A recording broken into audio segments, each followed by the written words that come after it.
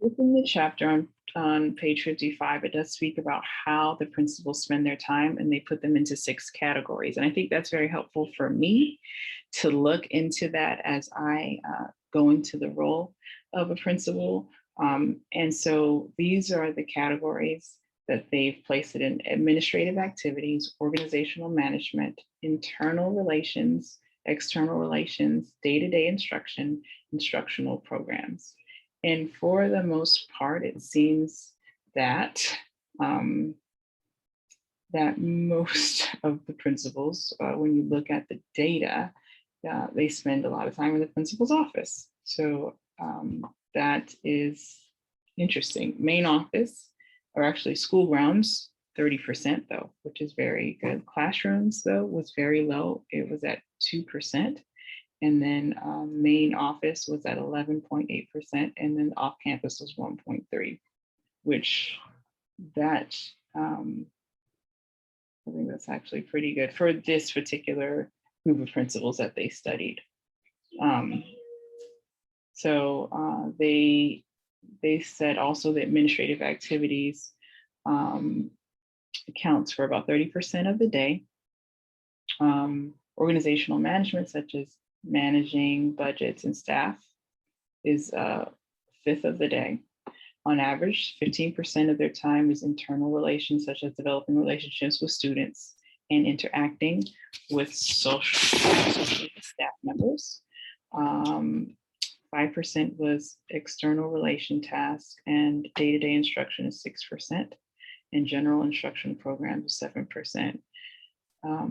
So that goes to show you, I feel like a lot of principal work is administrative, which is interesting.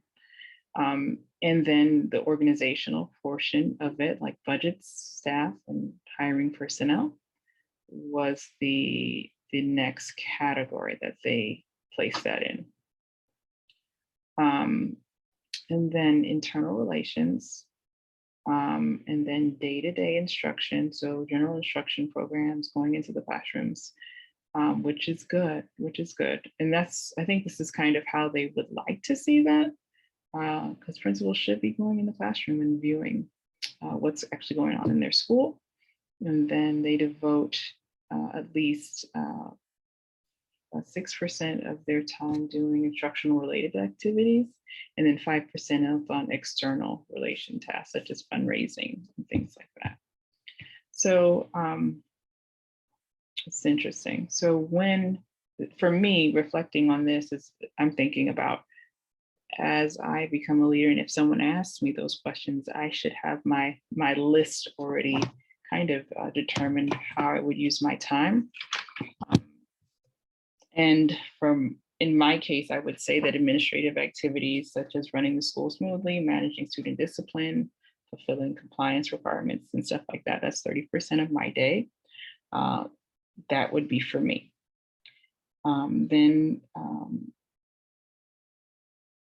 I would say 15% of my day would be doing developing relationship with students, interacting socially with staff members. And then I would just try to make it a routine to make sure I go to the classrooms at different times of the day.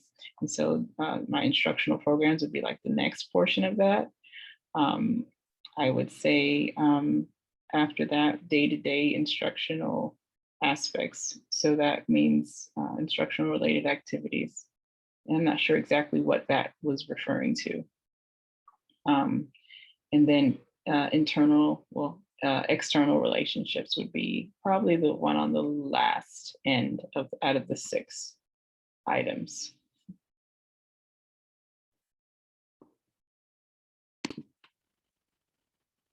The last portion of the chapter speaks about direct and indirect leadership. And direct leadership is basically looking at the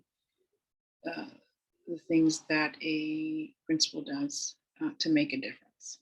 So a principal coming in and making a difference through a program that he or she is implementing. Okay.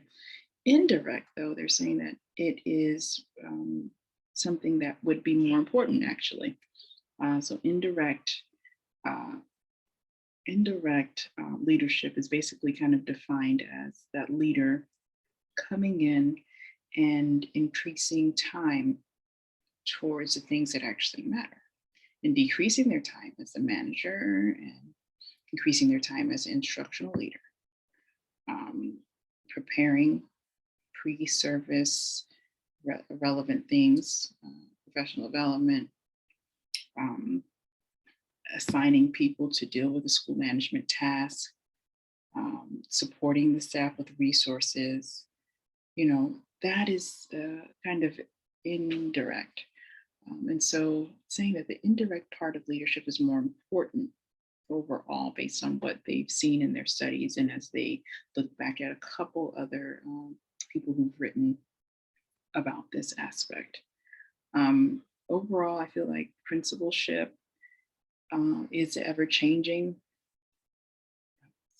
task, and it involves a lot of work. And to be effective, you know, you have to do it's about instruction. I think at the end of the day, you do have to look at your instruction portion of that, and make sure that you are an instructional leader, um, and that you do look at teacher learning, because teacher learning is not necessarily is indirect, right? So if you emphasize teacher learning, that will help the class, the students, it'll help the teacher as they teach. And so being a leader who's not necessarily doing everything, but indirectly doing it to set almost like a domino effect is more effective than trying to be the one who's, correcting and fixing everything. So I think that's a good note to leave it on as it relates to all the things that a principal must do or is expected to do. Is that we do need to look at how we can be indirect in influencing our people.